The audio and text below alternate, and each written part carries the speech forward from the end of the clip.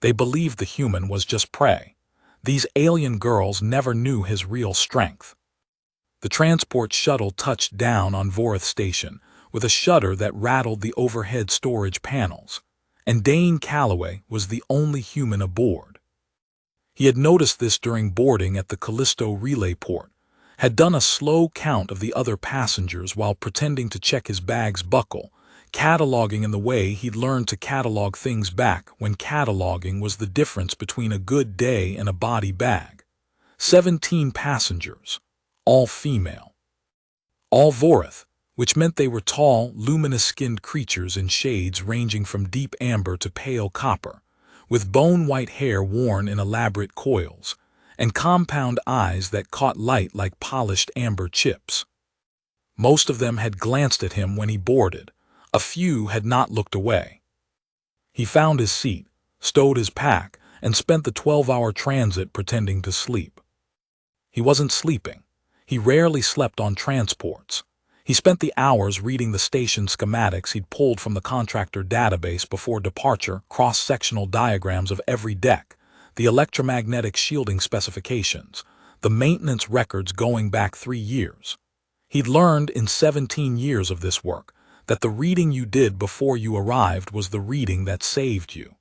The surprises you could prevent were the only good kind. Vorith Station was a research waypoint, a 12-deck hexagonal ring orbiting the gas giant Vorith Prime, staffed almost exclusively by Vorith females and the occasional non-Vorith specialist who didn't mind being stared at. The station hung in the shadow of one of the largest magnetospheric systems in this sector, which made it a fascinating research environment for the atmospheric and planetary science teams aboard, and a brutal operating environment for anything mechanical. Fixed drones malfunctioned in the field saturation. Automated calibration systems skewed and drifted. External components degraded at 3 to 4 times the standard rate, and the maintenance records Dane had read on the transit reflected this. A long accumulation of deferred work, partial fixes, and items flagged as low priority that, by his read, were anything but. He had been contracted as their new external systems maintenance technician, the job description covering, in practice, anything that required hands rather than automated systems on the outside of the hull. The previous technician, a Gret male, apparently, had resigned 6 weeks into his contract without explanation. The contractor liaison who'd offered Dane the position had framed this as a minor personnel issue. Dane had read it as a warning and taken the job anyway, because the pay was excellent and he had developed, over the course of 37 years, a fairly high tolerance for being somewhere he was not entirely welcome. He had also read it as a sign that the work was real and significant and waiting for someone to come and take it seriously. Those jobs were the ones that interested him. The station came into view through the shuttle's starboard porthole as they made final approach, a vast ring of white and silver against the ochre swirl of Vorith Prime, with navigation lights blinking in patient rhythm at every junction point. The planet behind it was extraordinary, massive and banded in rust and amber, and a deep warm brown that moved in slow atmospheric currents. Dane pressed his knuckles against the cold viewport glass and looked at it with the specific feeling that came when he saw something complicated and well-made and working hard in a difficult environment. He respected things that worked hard in difficult environments. He had built his career around understanding them. The docking clamps engaged. The other passengers rose immediately, talking among themselves in the Vorith harmonic register that always sounded, to Dane's ear, like 3 notes played simultaneously through a very clean instrument. None of them spoke to him. 2 of them glanced back at him with expressions he had learned to read during his first year in this part of the galaxy, the politely neutral look of beings who have heard that humans are not dangerous but remain unconvinced. He was familiar with the look. He did not take it personally. He had found over the years that the look generally changed, and that the most reliable way to change it was simply to do the job. He collected his pack, last off the shuttle, and followed the boarding corridor into Vorith Station. The station director met him in the docking bay. Her name was Sarith Velona. He had the name from the contract documents, and she was taller than him by half a head, amber-skinned, with compound eyes that were currently oriented toward him with the focused attention of someone examining a puzzle piece that does not obviously fit.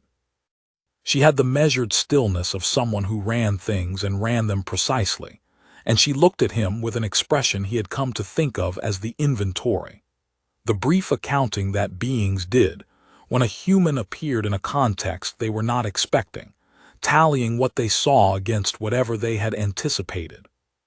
What she saw: 5'11", medium build, dark hair going gray at the temples, a face that had weathered into its 40s without particular distinction. He was carrying 30 kilograms of personal and professional kit and wearing a jacket with a broken front clasp he hadn't got around to replacing. He understood from long experience that he did not look like much. This was not a problem. It had never been a problem. "Calloway," she said. Her galactic standard was flawless and slightly formal, the kind that came from learning rather than immersion. "Human." "Director Velona." He kept his voice level and professional, the tone of someone here to do a job. "Good transit." She studied him for a moment. He let her study him. Then she said, "I will walk you through the station," and turned without waiting for his response. He followed. The station had 12 decks. Sarith named them with brisk efficiency as they moved through the corridors, pointing out the research levels, the environmental systems junction, the fixed drone maintenance bay, the docking ring, the airlock access points on levels 3 and 7. The corridors were wide and smoothly lit in Vorith's preferred warm amber spectrum, which gave the whole station the quality of being inside something living, as though the light itself had warmth in it rather than just color. They passed Vorith women at regular intervals, researchers in their layered work tunics, engineers with diagnostic tablets, a pair in what Dane identified as physical training gear who stopped talking when they saw him and did not start again until they'd rounded the next corner. "The external maintenance access is here," Sarith said, stopping at a heavy sealed door on level 3. "You will check in through this terminal before each EVA and check out after. Station protocol requires all external work to be communicated to the operations desk before commencement." She paused. "The automated systems maintain a log of all EVA windows. The magnetospheric monitoring feed is updated every 30 minutes. Questions?" "What's the current EVA manifest?" Dane asked. "I'd like to review the open work orders tonight before I start work tomorrow." She regarded him with those compound eyes. "The liaison said you have EVA certification." 17 years worth, he said. +4 in vacuum-rated systems repair, 2 of those in Category 5 electromagnetic environments. The previous certification logs are in my file. He kept his voice even, informational, not defensive. He'd learned early that defensiveness read as weakness in most species and rarely improved the situation. "I'd rather start from a complete picture of what's broken than have something surprise me on the outside of the hull." There was a short pause. Something shifted in Sarith's expression, not warmth exactly, but a recalibration of whatever category she had been putting him in. "The work orders are available on the operations terminal," she said. "I will have access granted to your station ID before morning." "Thank you, Director." She showed him to his quarters, a compact but functional single cabin on level 2, the walls the warm amber that seemed to be the station's default color, and left without further comment. Dane sat down on the bunk, opened his pack, and began sorting his kit with the methodical attention he gave all settling-in tasks. Tools laid in their specific order, documentation organized in its file sequence, the few personal items arranged on the shelf above the bunk. He had a photograph of his sister's family from 2 years ago, a crack-spine navigation manual he'd carried since his first deep space posting, and a small stone from a riverbed on a planet he had loved and would not likely see again. He ate a self-heating field ration from his pack, reviewed the first 20 entries of the maintenance manifest on his personal tablet, and was asleep by the station's first quiet cycle. Sleep, when there was nothing required of him, came in approximately 4 minutes and ran clean and deep until he needed to wake. He had learned to sleep well. He had learned most things that mattered. The morning brought the operations terminal and 43 open work orders. Dane sat with a cup of station coffee, which was thin and faintly metallic but served its purpose, and worked through the full list in systematic order, reading each item against the maintenance history, the station specs, the magnetospheric load data that was appended to a subset of the records.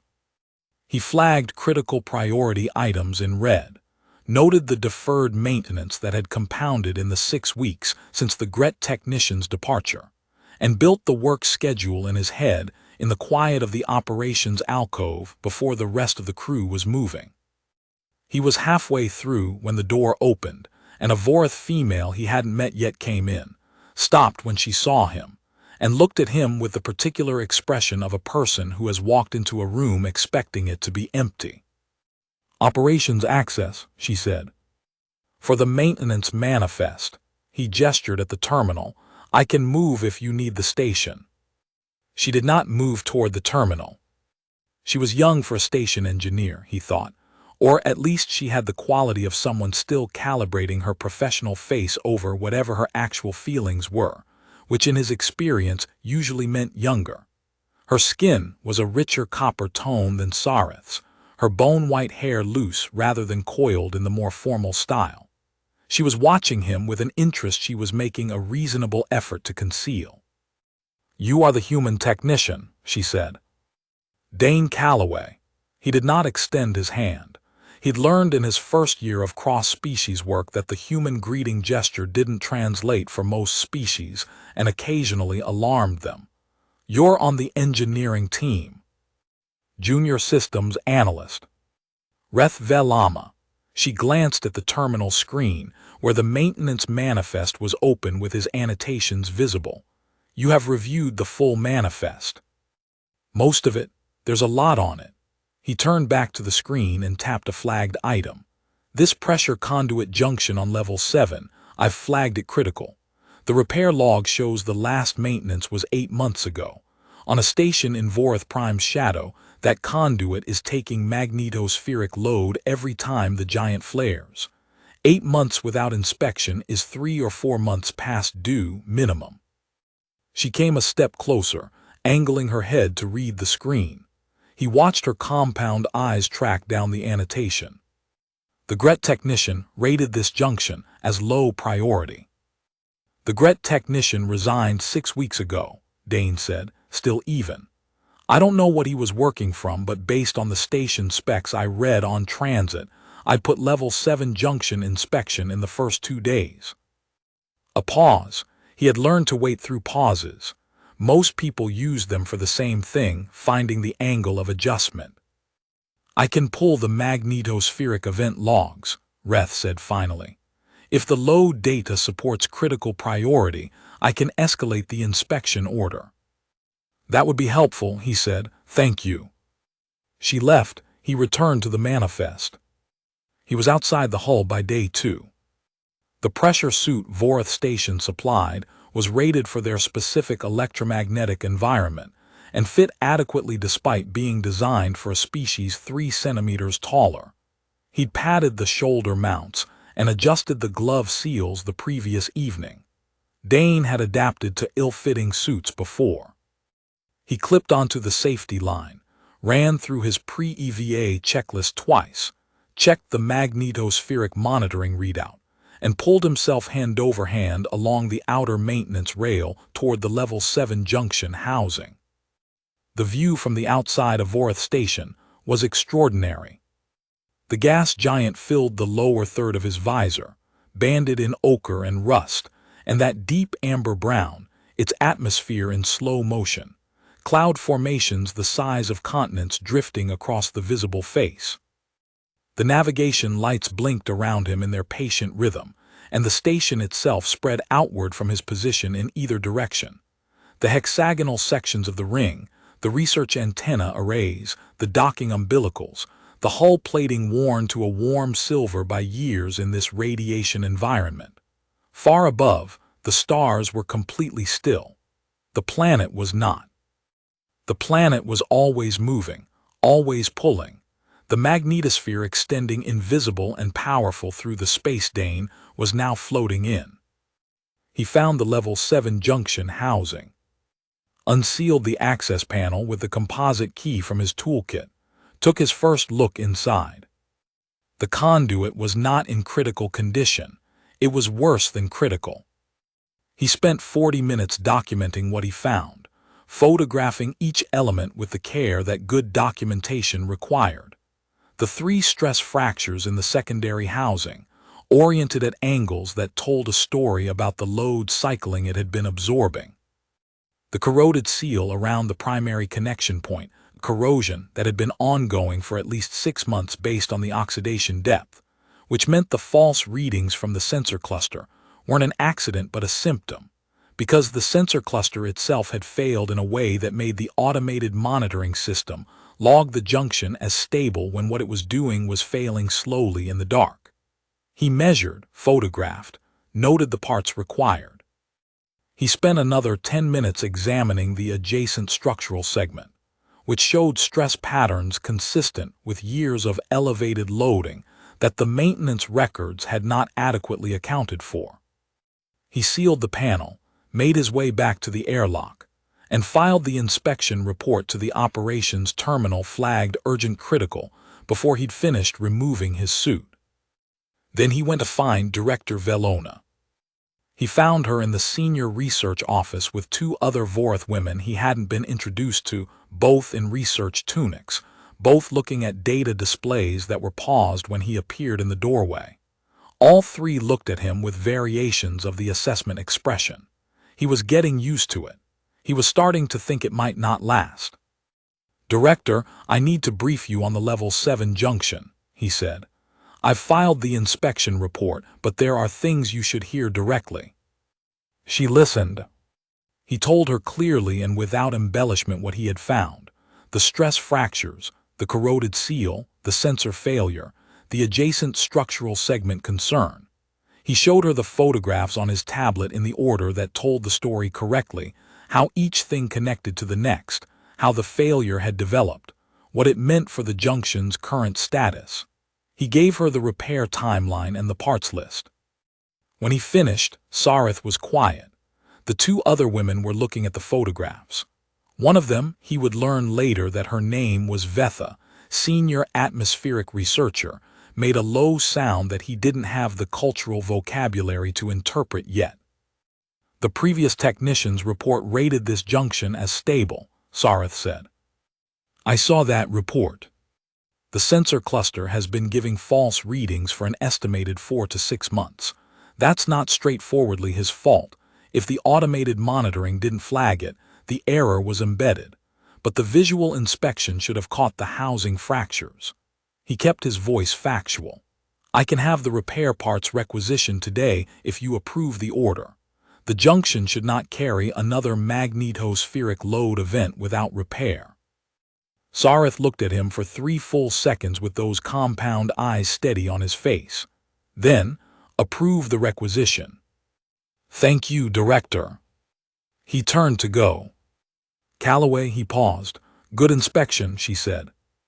The words were offered with the clean economy of someone who gives compliments when they are due and not otherwise, which was, in Dane's experience, the only kind worth having. "Thank you," he said and meant it, and went to file the requisition. The parts arrived on the supply shuttle 2 days later. While he waited, Dane worked through the remainder of the manifest in priority order: a calibration issue on the docking bay pressure equalizer, a faulty junction in the secondary lighting grid on level 9, 3 separate minor hull seal repairs that had been flagged at different points and apparently migrated through various levels of priority without being addressed. He worked steadily, without fanfare, checking out of the operations terminal before each EVA and back in after, filing his reports with the thoroughness he applied to all documentation. Precise, complete, free of the ambiguity that could get someone hurt later. The station's crew noticed. He could tell by the quality of the attention they paid him. It was not that they stopped studying him. They continued to study him in the corridors, in the operations alcove, in the communal meal area where he ate his station-issued meals at the end of the work cycle, and where the other women sat in the warm amber light and talked in their three-note harmonic register, and watched him with eyes that caught the light like held fire. But the quality changed. It was less the assessment of something unknown and potentially dangerous, and more the assessment of something that had been placed in a known category and did not quite fit the category's expected dimensions. The category was being revised. He could see it happening. He had seen it happen before. The junior analyst, Reth, appeared in the operations alcove on day 4 carrying the magnetospheric event data she had pulled. The data was extensive and precisely organized. She had clearly spent time on it, pulling more than he'd asked for, and annotating the peaks that corresponded to the junction housing's most significant load periods. He spent 20 minutes with it while she stood at the adjacent terminal, and then he walked her through what it confirmed about the junction housing's load history, and she asked 3 very sharp questions about how the load transferred to the adjacent structural segment, and he answered each of them in full because they were good questions and deserved full answers. "You read magnetospheric event data," she said at the end of this. "Part of the job," he said. "Can't maintain systems in an M environment without understanding what the environment is doing to them." She looked at him for a moment, and then she left without further comment, and he went back to the manifest. On day 5, 2 of the research team members stopped him in the level 4 corridor. Their names were Vetha and Kal, both senior researchers in atmospheric chemistry, both among the more noticeably skeptical members of the crew regarding his presence. Vetha was the one who had stopped talking mid-sentence when she'd passed him in the corridor on day 1. Kal was the one who had looked at his tools cabinet with the particular expression that meant she was calculating risk. "The analysis terminal in Research Bay 2 has been producing irregular output for 6 weeks, Vetha said, without preamble. "The automated maintenance log marks it as a software issue. The GRET technician concluded it was beyond his scope and referred it to the central contractor, and the central contractor has not responded." "Can I look at it?" Dane said. Vetha and Kal exchanged a glance. He had the strong impression this was not the response they had been expecting. They had been preparing, he suspected, for him to say something about scope limitations or scheduling constraints. The research equipment falling under the central contractor referral was a convenient out for a technician who didn't want to deal with an integrated analysis system. "It is a research terminal," Kal said. "The analysis systems are integrated." "I understand. I'll need you both present if I open the casing, standard protocol for integrated research equipment. But I'd like to start by reviewing the automated logs. Sometimes the software flag is covering a power supply issue, which is maintenance scope and easier to start with." Another exchanged glance, and then the recalibration he was becoming familiar with, and then Vetha said, "Come and look at the logs." It was a power supply issue, a fluctuating output from the tertiary relay that the automated system had been misclassifying as software corruption for weeks. The fix took him 4 hours, including the time he spent explaining to Vetha and Kal what he was doing at each stage, because they were researchers and clearly preferred to understand what was happening to their equipment rather than simply be told it was handled. He appreciated this. It was the sensible position. Equipment that you understand is equipment you can monitor. When the terminal came back online and ran a clean diagnostic, Kal made a sound that conveyed, very clearly, relief. "How long has this been affecting your analysis output?" Dane asked. 6 weeks, Vetha said. She was looking at the terminal, then at him, with the expression he was learning to recognize, the recategorization. The datasets we've had to rerun represent a significant backlog. If you have the raw data, I can help you verify which sets are clean, he said.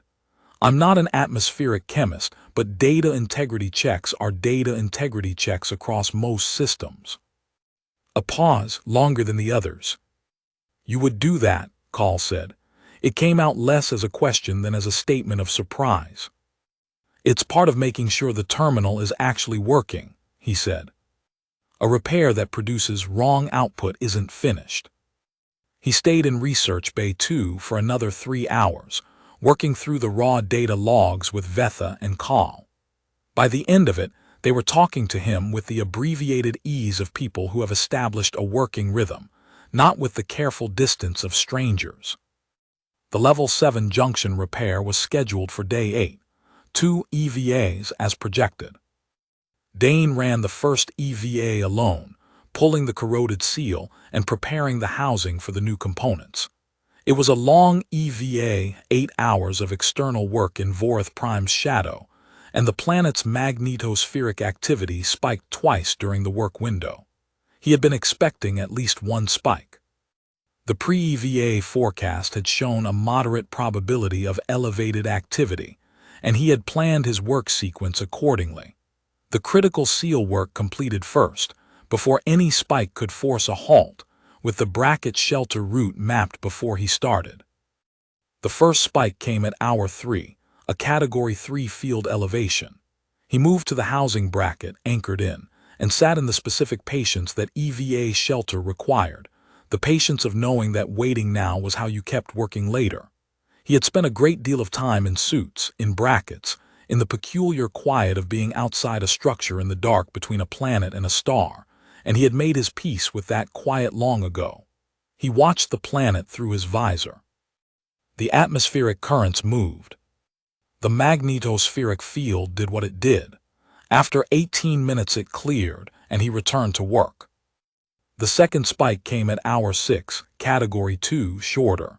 He sheltered for 9 minutes. He finished the seal replacement when the field calmed, ran his post-work checks, and came back inside. He was in the decompression chamber, out of his suit and doing post-EVA equipment checks, when Reth appeared on the other side of the inner airlock door.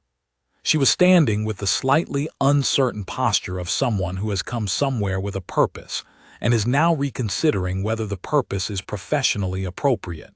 But when he opened the inner door, she straightened. The magnetospheric logs showed 2 elevated events during your EVA window, she said. I sheltered in the housing bracket both times. Durations and field readings are in the EVA log. She was quiet for a moment, then, you knew the field might spike. I checked the magnetospheric forecast before every EVA. Today had moderate probability of elevated activity. He began stowing the EVA equipment in the order he would want it for the second EVA tomorrow. Standard risk management. You plan around the planet. The GRET technician refused all EVA work during any elevated probability windows, Reth said. He requested different scheduling. When the station could not always accommodate, he stated that the risk was not appropriate to his contract terms. Dane nodded. That's a reasonable position if you're not comfortable in elevated M environments. He hung the last equipment piece and turned to face her. I've worked in worse. The second spike reached Category 2, she said. Category 2 is within operational range, but the first spike reached Category 3. Category 3 is the threshold for automatic EVA abort on most stations I have reviewed in the literature. Vorath Station's threshold is Category 5, according to the operations manual, he said, and the bracket shelter is rated to Category 5. I checked those margins before I went out. He paused. I didn't take a risk I hadn't calculated. Reth looked at him for a moment with an expression that was complex in ways he didn't have the vocabulary for yet, the compound eyes slightly more widely focused than their neutral state, a quality of stillness in the rest of her face, like someone listening to something they hadn't expected to hear. He was starting to recognize this expression. He had been seeing it from various crew members, in gradually increasing frequency. "You read the full operations manual," she said. "Before I arrived," he said. "I read everything in my contract packet, plus the station specs I could access through the contractor database." "Why?"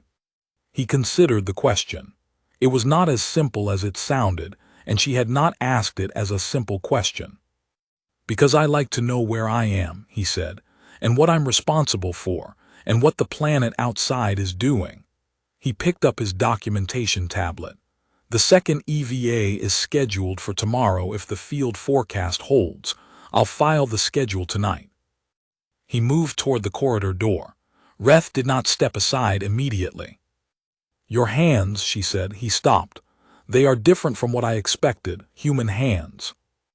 He looked down at his hands, broad across the palm, blunt-fingered, the specific scars that came from precision work in tight spaces over many years.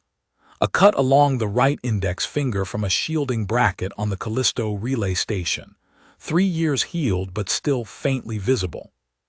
The general roughness of hands that had spent 17 years doing exactly what hands were for. Different how?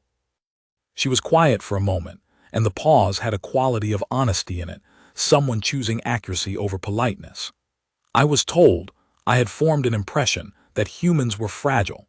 As a species, compared to most spacefaring species, the physical parameters are not what we would select for environments like this one. The station files did not suggest a human technician would be the appropriate choice for heavy EVA work in Vorath Prime's M environment. The station files also apparently didn't suggest the level 7 junction was critical," Dane said, "and there was no edge in it, just fact." He held out one hand, palm up, in the Vorath gesture of open disclosure he had read about in the cultural notes packet and practiced twice on the transit here. Reth looked at his hand. Then she reached out and laid her fingertips very briefly, 2 seconds, no more, on his palm in the response gesture, which in Vorath custom was an acknowledgement of honest speech. Her fingers were cool against his palm. He was aware of this in the precise and careful way he was aware of things that might matter. "I see that," she said. Then she stepped aside and he went to file the EVA schedule. By day 12, there was a shift in the communal meal area. It was not dramatic. It happened the way most real changes happen, gradually, in increments that were invisible while they were occurring, until he looked up one evening and realized that what had been true at the beginning was no longer true. Vetha and Kaul now sat at the table adjacent to his, rather than across the room. Reth had taken to appearing in the operations alcove during his manifest review time, ostensibly to check something on the system's analysis terminal.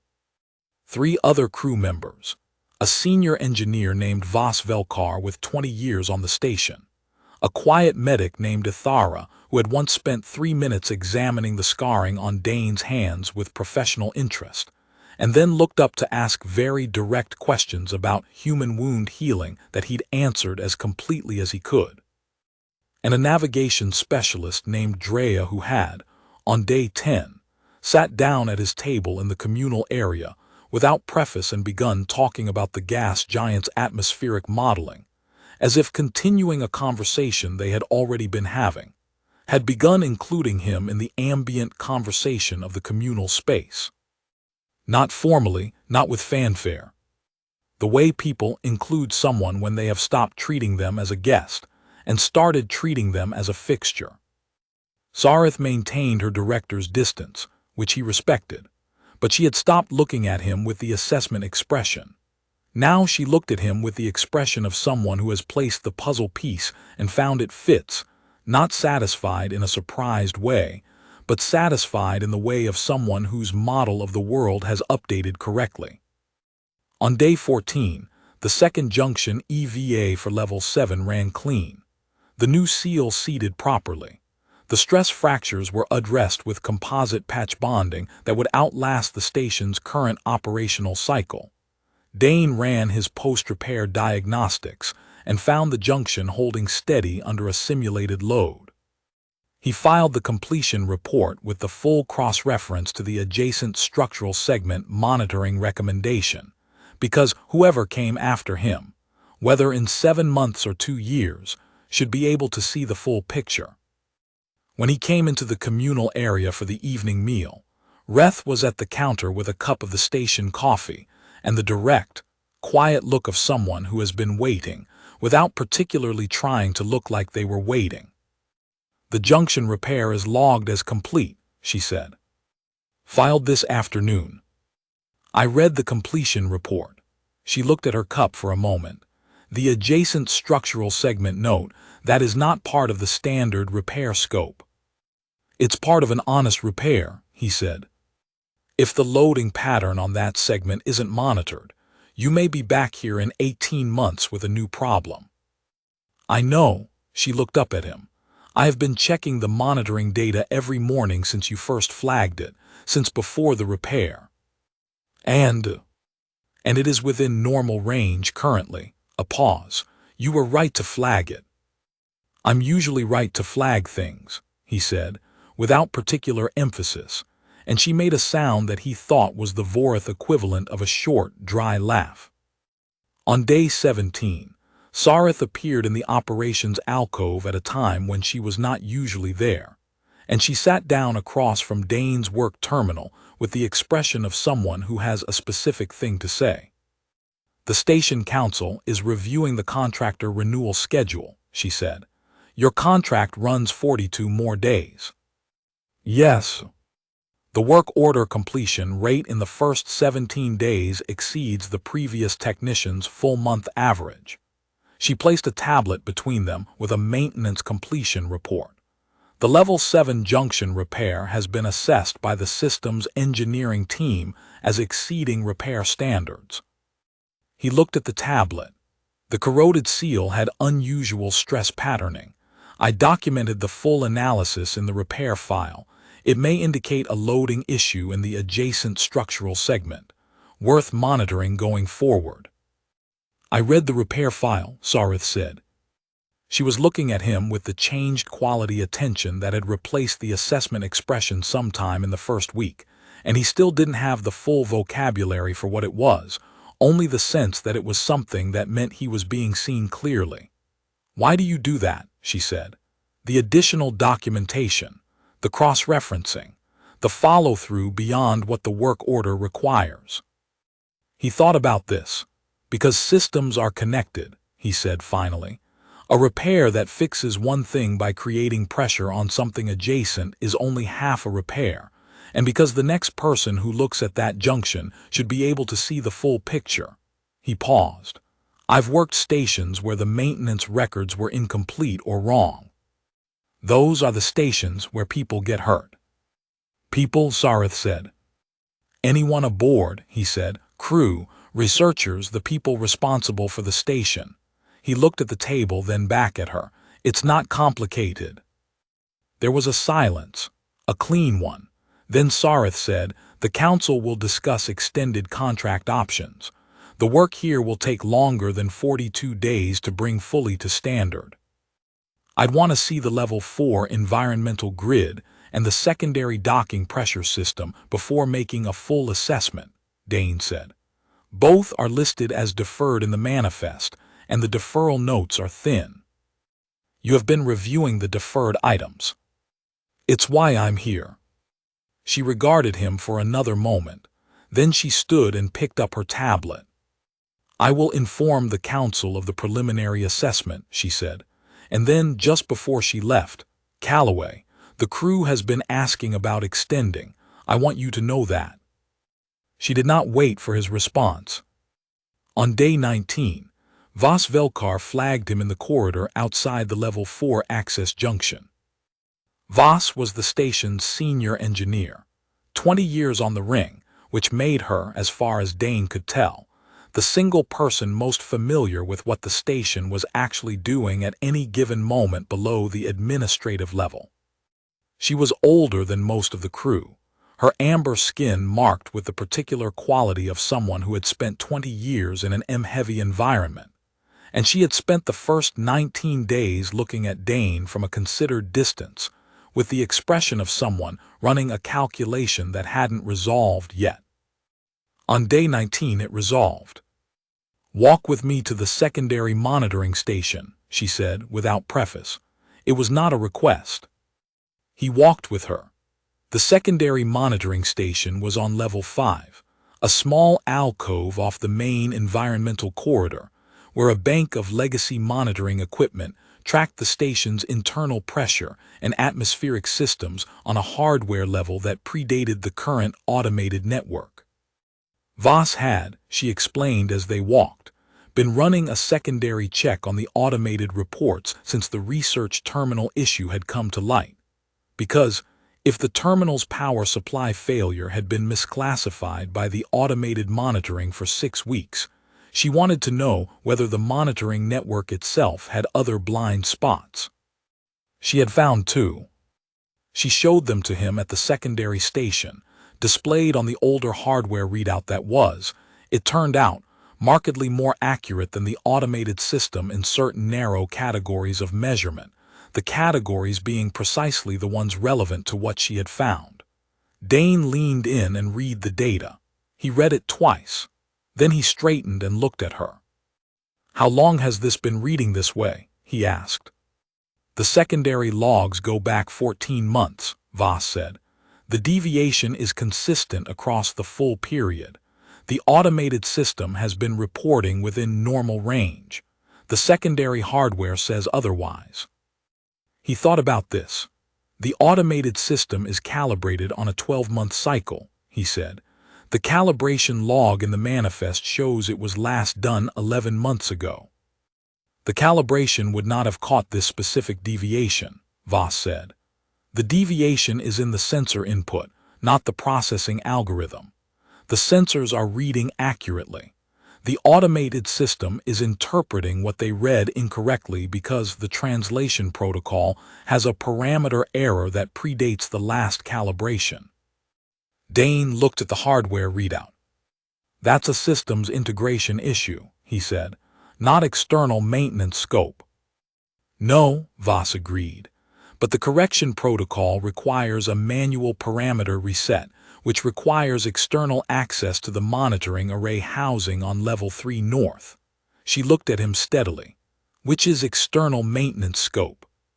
He looked at her for a moment. "You've known about this for how long?" "I identified the deviation 9 days ago," Voss said. "I have been verifying it against every secondary data source available to me before bringing it forward." A pause.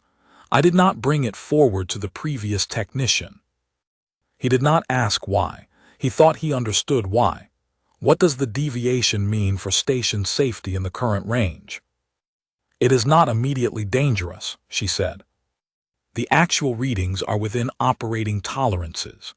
The automated system reporting them as optimal rather than stable elevated creates a risk in the event of a secondary stressor. If another system load event occurs and the monitoring network reports false normal, the response time for human intervention is compromised." "I'll add it to the manifest and schedule the array housing access in the next EVA window," he said. "Can you give me the full secondary log dataset?"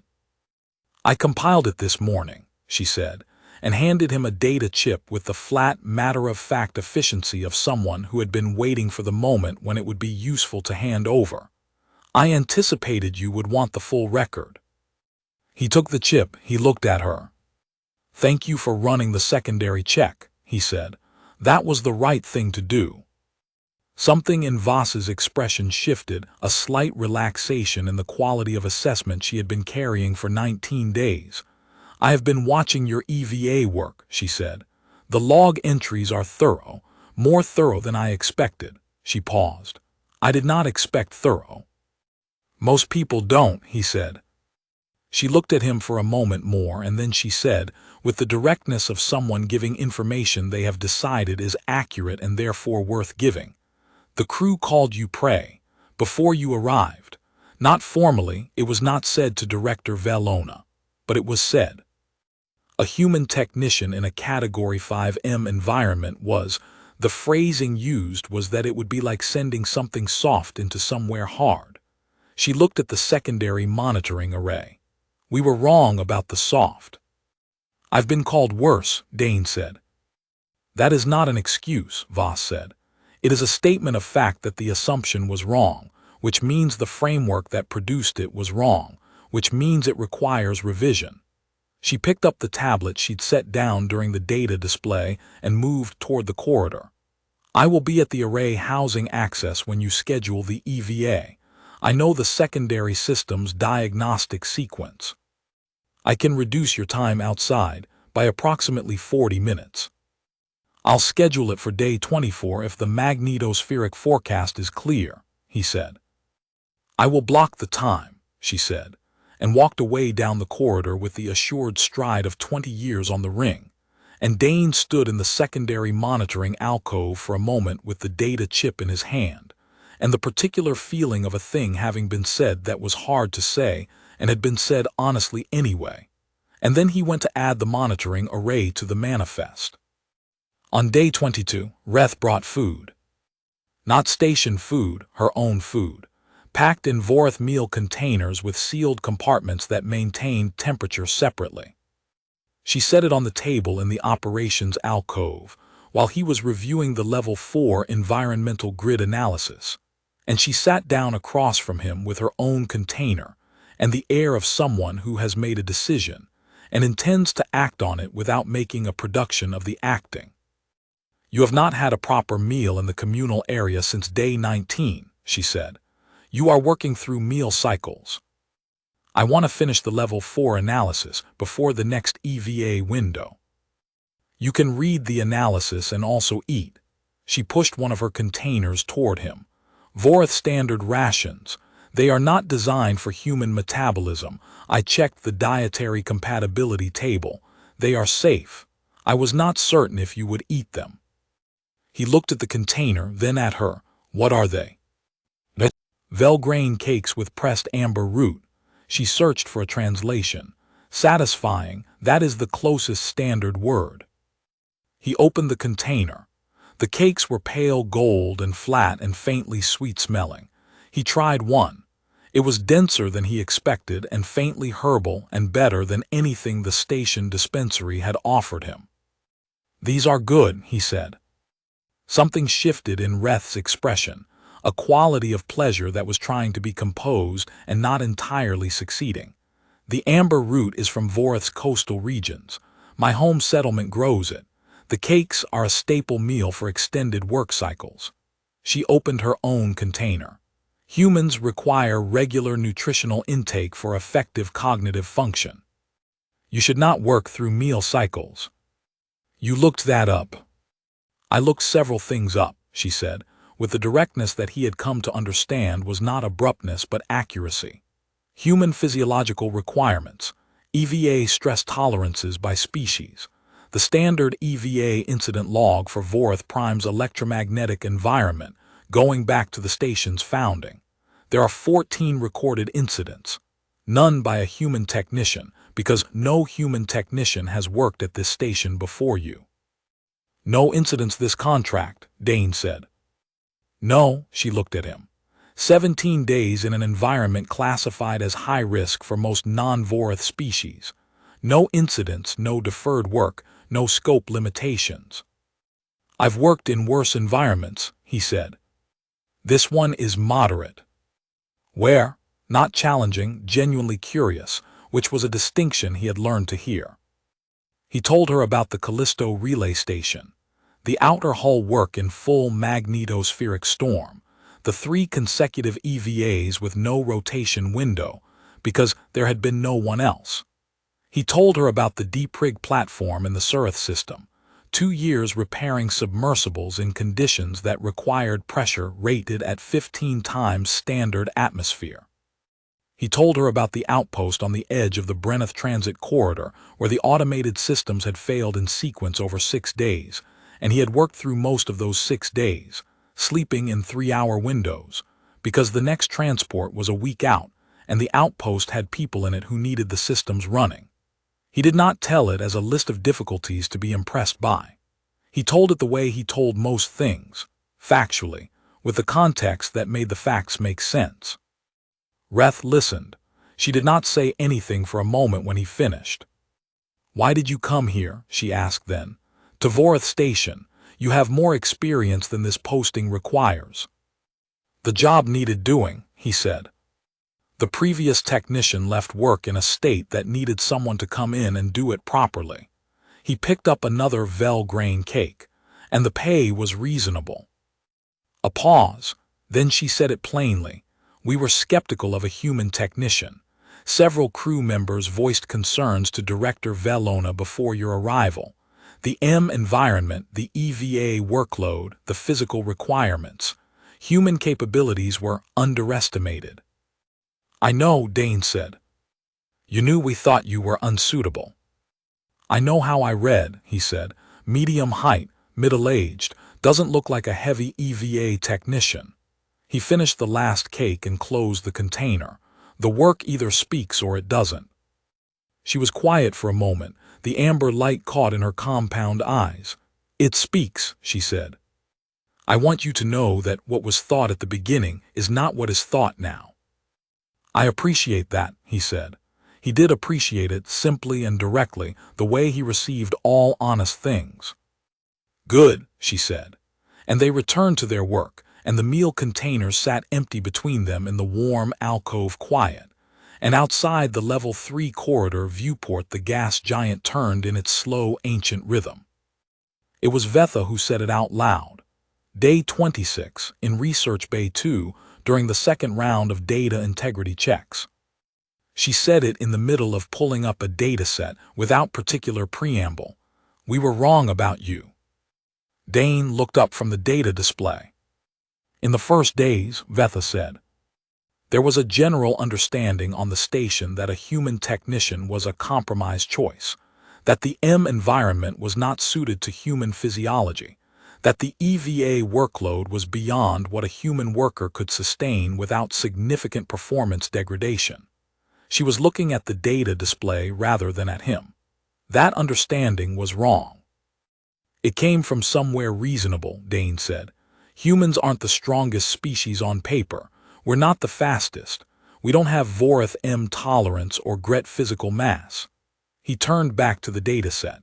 "But there's a difference between tolerances on a spec sheet and what actually happens when someone who knows their job goes to work." "Yes," Call said.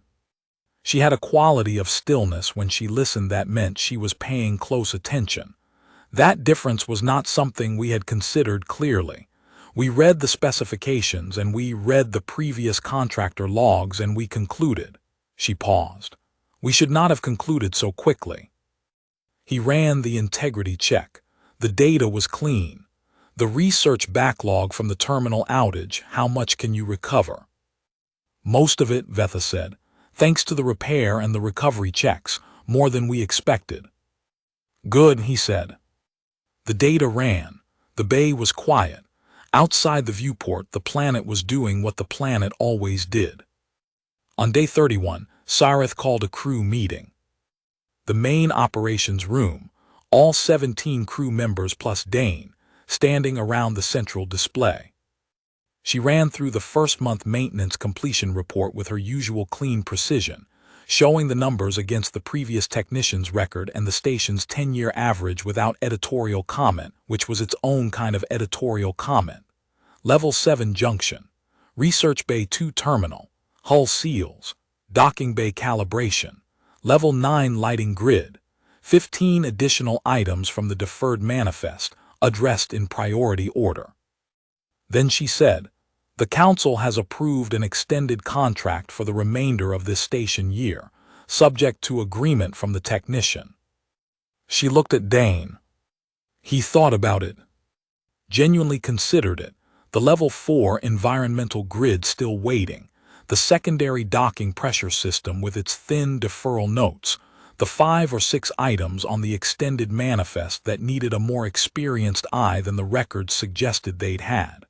The work was real. There was a lot of it. And the station had become, in 31 days, a place he understood. Its specific electromagnetic signature, the way the Vorith lighting made everything warmer than it was, the particular whistle that the level 3 corridor made in high rotation cycle that was not a fault, but just the building's voice. "What's the extended timeline?" he said. 7 months remaining in the station year. I want to complete the level 4 grid analysis before I commit to the full scope. There may be work in there that changes the assessment. Can you complete the analysis by end of this week? Sarith said. Tomorrow, he said. Sarith nodded. Then we will discuss the extension at end of week. She paused. The crew has expressed their position to the council. She did not say what the position was. She didn't need to. Dane looked around the room at Reth, watching him with that wide-focus expression that meant she was thinking carefully about something, and had decided he was worth thinking carefully about. At Vetha and Kal standing side by side with the easy posture of people who have made up their minds. At Voss and Ithara and Drea, and the faces that had, over 31 days, shifted from cautious assessment into something more certain. At Sarith herself, who was not a warm woman but whose gaze now held him with the particular attention of someone who has placed a high value on a thing. "I'll have the level 4 analysis filed tomorrow," he said. He filed it in the morning, before the first quiet cycle had fully turned. The level 4 environmental grid had 2 significant issues and 6 minor ones, and he documented all of them with the usual thoroughness.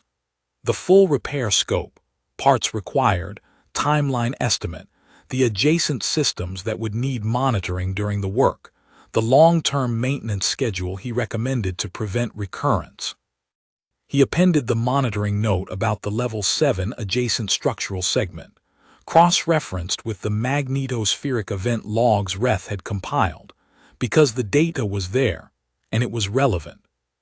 He filed it, poured a cup of the thin station coffee, and sat with it by the level 3 corridor viewport that looked out over the gas giant. Vorith Prime filled the lower third of the view, ochre and rust and amber, the atmospheric currents moving in their slow and enormous way. The navigation lights blinked around the ring in their patient rhythm.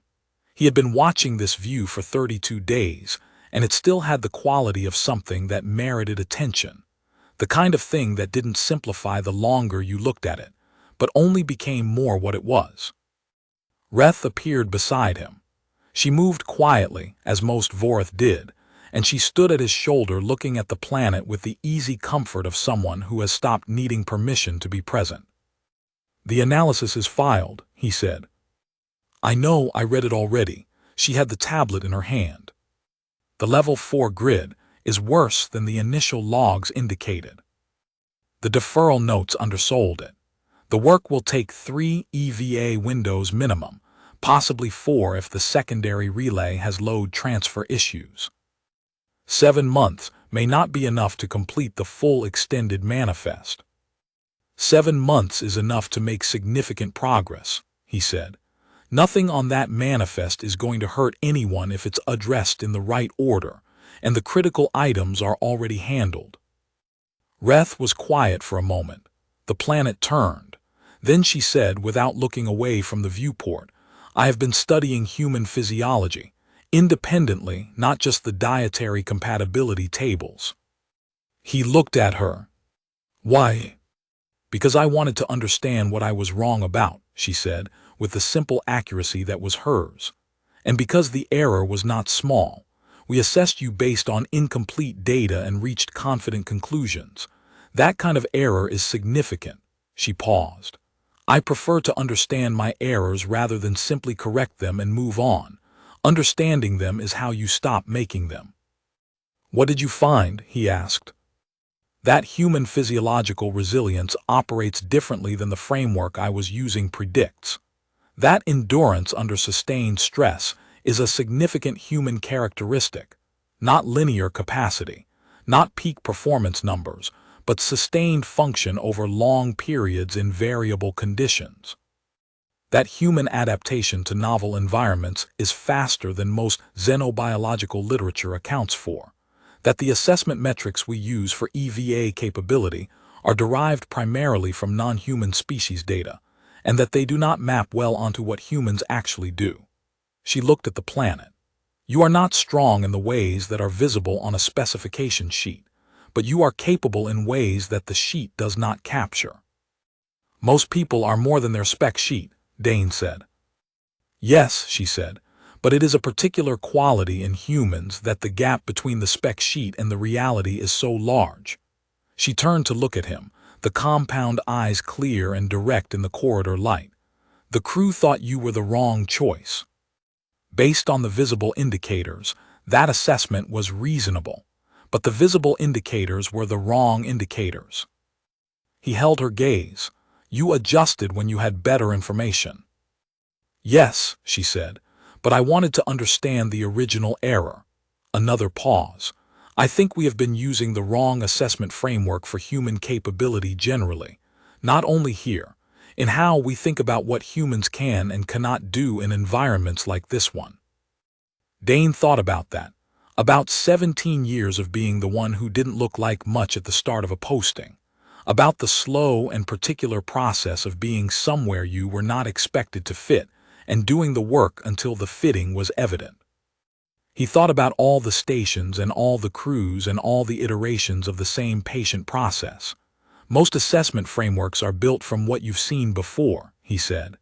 When something doesn't fit the framework, you have two choices: write off the thing or update the framework. Most people write off the thing. It's easier. We wrote off the thing, Reth said. You updated the framework, he said. That's the harder one. She looked at him for a long moment in the amber corridor light. Then she said, Will you stay for the 7 months? I'll stay, he said. There was a quiet that was not silence. The station breathed around them, the environmental systems moving air in their steady cycle, the navigation lights blinking outside in their patient count. It was the specific quiet of a place that was working, that had been made to work, that was in the process of being maintained and cared for, and kept in the condition it was built to sustain. Reth reached out and laid her fingertips on his forearm, very briefly, the same gesture she had offered in the decompression chamber, acknowledgement of honest speech. Her fingers were cool and precise, and she let them rest for exactly 3 seconds before withdrawing. Good, she said. He filed the contract extension confirmation that evening, noting in the administrative record that the extended scope included the Level 4 environmental grid, the secondary docking pressure system, and the remaining deferred maintenance items, in that priority order. He noted it precisely. The log was only useful if it was accurate.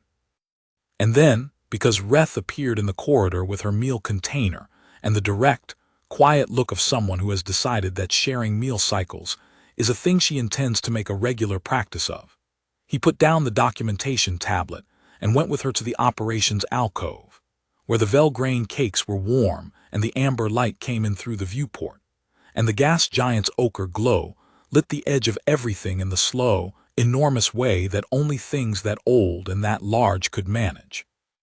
Outside, the navigation lights blinked, the planet turned. The junction housing on Level 7 held steady against whatever the magnetosphere sent through the dark, and Dane Calloway, who had not looked like much, at the start, sat in the warm light of a station that had learned what he was, and ate his meal, and planned his work for morning.